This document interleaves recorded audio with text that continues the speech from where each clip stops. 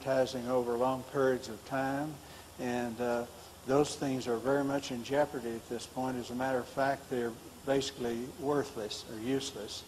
And the automobile industry, basically you could just, today, knowing what you know from here, you can write the total American automobile industry off, because the people that come with the electric cars based on this system will totally wipe out the others. And it's not an American company that's going to do it, because the American companies, the attitude of the people that have to talk to, with the people like General Motors and others, they look down their nose at you to begin with. And secondly, they have huge staffs of people who are highly competent, and they depend on them to supply them with what they need, and someone from the outside is not about to upset that balance. So there's no way on earth that I could talk to directly with an American automobile company, but I can tell you at this point they are dead and they don't know it. Yes? If you were given the opportunity to sell to an American company, would you? Say again? If you were given the opportunity to sell to an American company, would you? Would not be my first choice.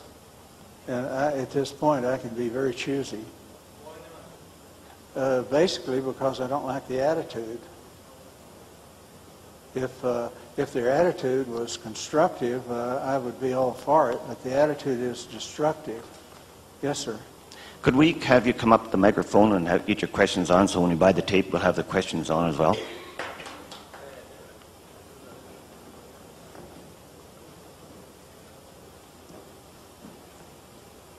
Don, you mentioned that the battery itself was a 6 amp hour battery? Yeah, it's a cadmium sulfide. Okay.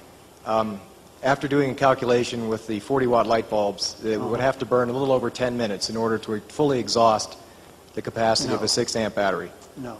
That's according to the 6 amp hours. Okay, 400 watts. But it's recharging. We know that. I have ran these things for several days at a time, and they didn't dim. Yes. So, okay. My question is just to show the audience that, in fact, it isn't working the way you're supposed to. At this point, I'm not going to get caught up in any debate or argument. What you see is what you see, and if you're uncomfortable with it, well, I'm going to leave you that way. No, that's all right. Is it possible to change the bulbs to the 100-watt bulbs? I have some higher-powered bulbs here. If you looked at these close, you notice that the filaments were burning out very fast. Yes. As a matter of fact, those bulbs would be gone probably before we ran another 10 minutes. Right. The 100-watt bulbs only have to go a little over 4 minutes to exhaust the battery. And if it ran over 4 minutes, there's no question. We'll do that another day. Okay? Thank you, sir. Okay. Other questions? Do you plan to energize the unit that's laying on the floor? I did not bring the proper cables to turn it on. I have had it running, and it works just fine. Okay. When people come to visit me, they get a much better show whenever you start bringing things out in the back of an automobile, and you have very limited space, and you have a problem bringing things for people to see. I have all the amp meters and everything else to prove my point, but I was thinking that I would be able to use this thing, but apparently not. Yes, sir. How would this be a one-time purchase type deal, or would the people be charged a monthly service for having the device, or how would that work? Basically, I leave that up to the people that are dealing. The basic structure on a deal on this type of thing would be a joint venture, and there would be the capital to operate it would be 50%, and the technology is 50%.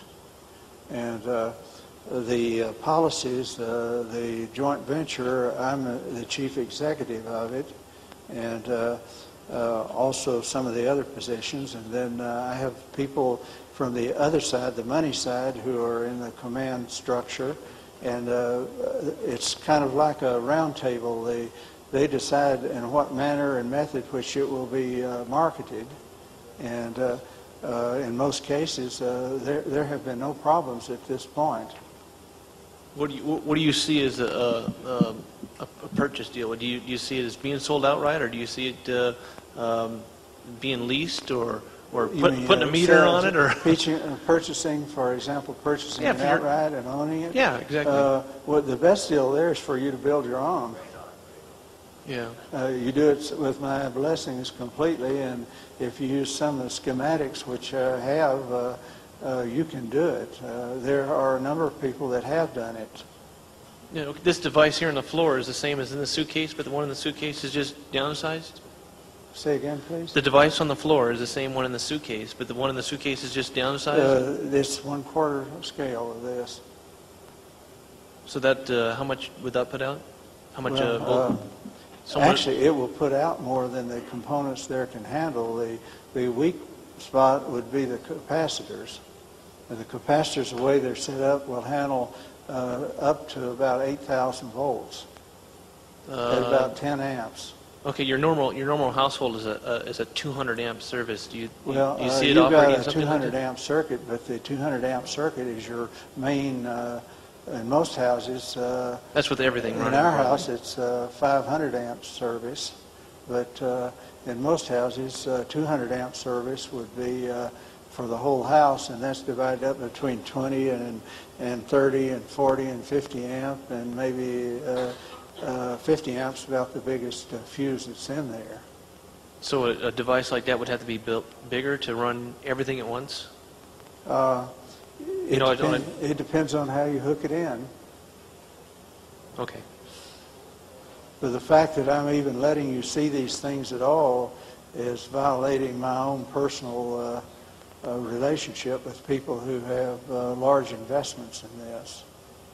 So the fact that you're able to see the things as they are, consider that my gift to you. Surely appreciate that. And it should be enough to get you started on what you want to do. That's the idea behind it. And there are other people in the audience out here who have actually tried to build these things, and there are some that have succeeded, but out of several hundred people I know that have tried it, there's only about 6 that have actually completely succeeded. So why that happens, I don't know. But why it happens, there's really nothing that complicated. Yes, sir. Do you have an incorporated company of any kind? Yes.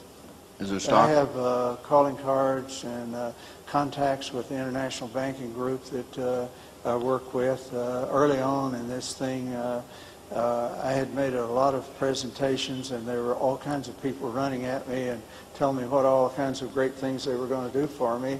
And the first few tries, it turned out when you got to the table and the money part wasn't there. And those were American people. And at the same time that was going on, I had a lot of government officials from Japan and Indonesia, and from Philippines, and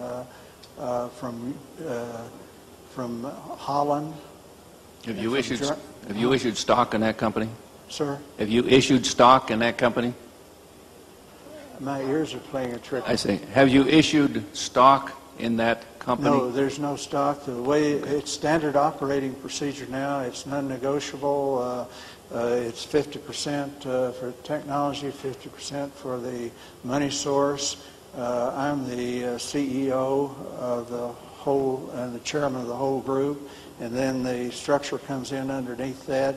8 of the 8 board members, 4 of which I name, and it's a joint venture company, and the funding is in negotiable funds in the bank.